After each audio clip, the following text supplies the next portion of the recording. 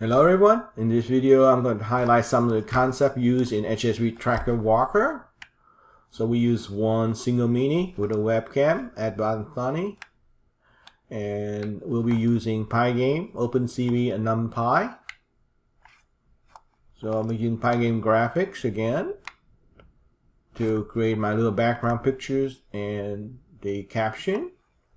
I'm using various text surfaces to tell me what the robot is doing at that time. Stop or moving around, or it's auto searching or something.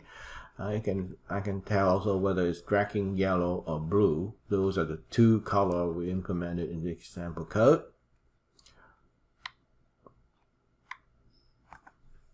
Okay, so we use Pygame to capture keyboard. It will quit. It close all the video camera and quit properly the screen, so clean it out. If you push B, that means that you want to track a blue object. If you push Y, it's gonna be you want to track the yellow tracking object. So let's say you push B, it will call the set blue object method, where essentially it set up the low, basically the low threshold and high threshold in both HSV Color Space. And essentially you can see, and using the mean minus 2 times standard deviation for the low threshold, and for the high threshold I'm using the mean plus 2 standard deviation. But I also want to check if it's somehow it's less than 0, you need to clamp the low threshold to 0. If somehow the number come out is it's more than 255 for the highest threshold, you need to clamp it down to 255. Because we're dealing with 8-bit color here. Also for keyboard interfaces, if you push the up arrow key, robot mode parameter set up to F. Text mode also is set up to F. Of course, robot mode is used in an if-else structure to actually affect the motion of the robot, left, right, or up. And also, this is an autonomous application too. I have forgotten to mention that. The text mode, of course, is used to display the proper text corresponding to the robot motion being performed at that time. If you push A in the context of the example code, it means that you want it to go to the autonomous search and approach. So let's say you push blue, right? The robot will know it needs to look for a blue patch, and you push A, it will automatically search for blue and try to approach it also. We'll see that in the demonstration video of the runtime a bit later. So it's set up robot mode A and text mode A. Now, the robot mode A is special.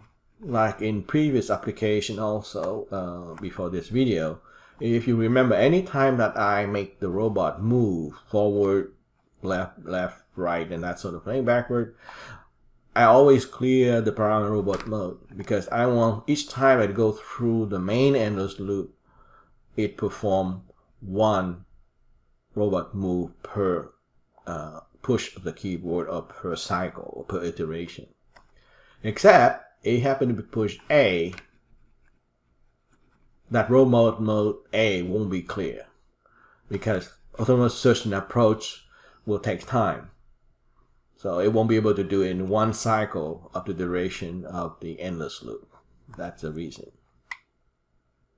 Text mode, of course, display the appropriate text mode, text surfaces. In the image processing, simple.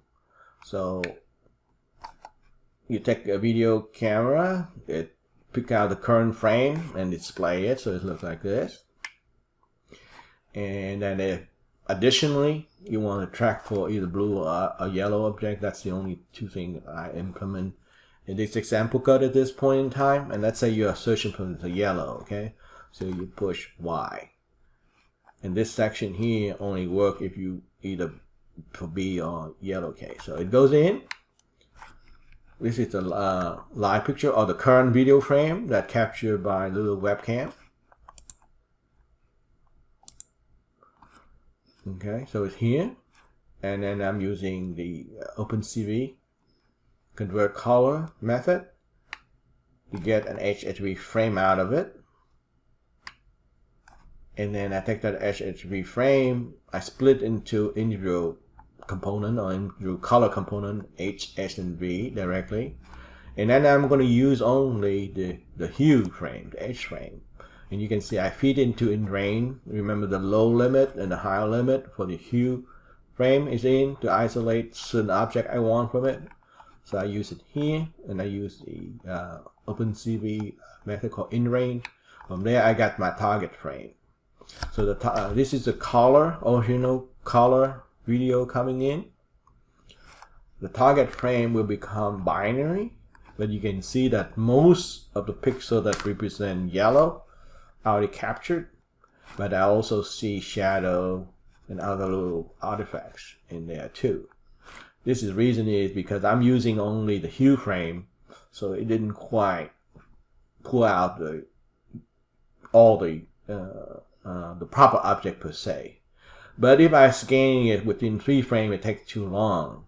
So what I'm going to do is I just use one single frame and do an in range on the hue frame only, lower threshold and higher threshold.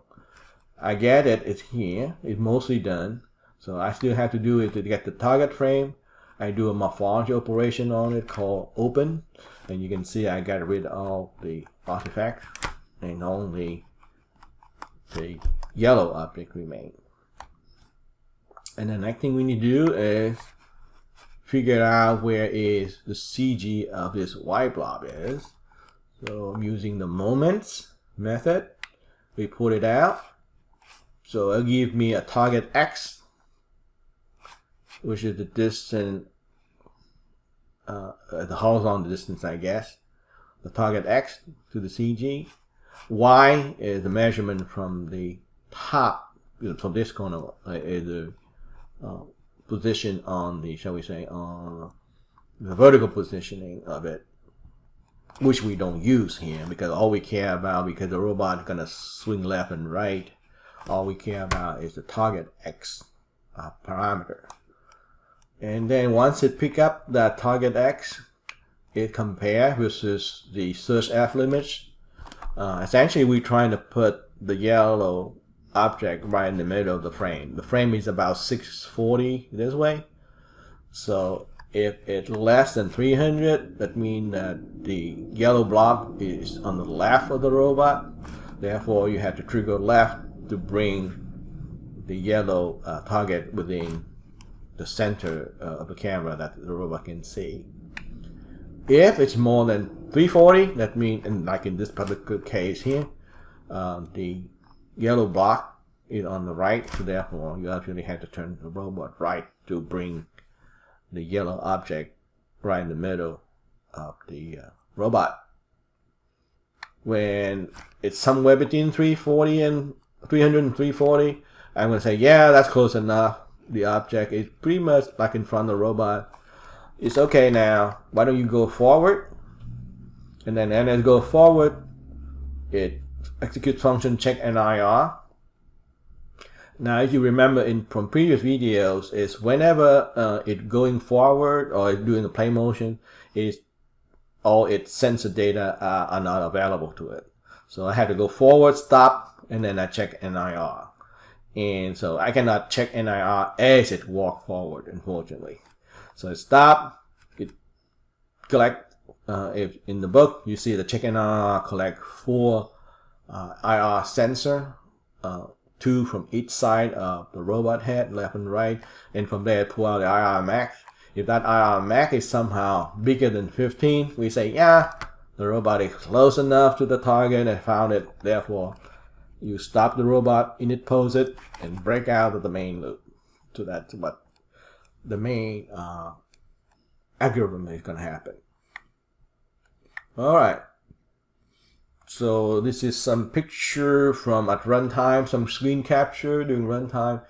If I'm tracking yellow, you can see it can do the job very well. If I'm tracking blue, it does the job very well after the morphology data And if going back, you can see that this one here, when I'm tracking yellow, it say the target center X is at 538 or so, which is true because it's on the right of the robot. And when I switch to blue, target center X is 261 because you can see it's on the left of the center line. So we're ready to go now and see what it looks like. So as always, make sure that Zork is connected to Edbot, and then we are ready to run the script. Connected to robot Zork. His weight right hand. Zork is ready for color searching. Okay, it popped up. It stopped right now. I'm just gonna move some of the windows so you can see clearer. Here we go. So that's where it's see live right now at that point in time. And then I'm going to push blue. You can see blue. It picked up. And in this application, I can move manually as well with autonomous. So if I switch to yellow, you can see the sound of pretty quick.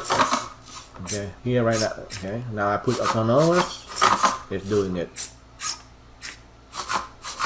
So every time I go forward, it will swing with the infrared sensor trying to pick it up.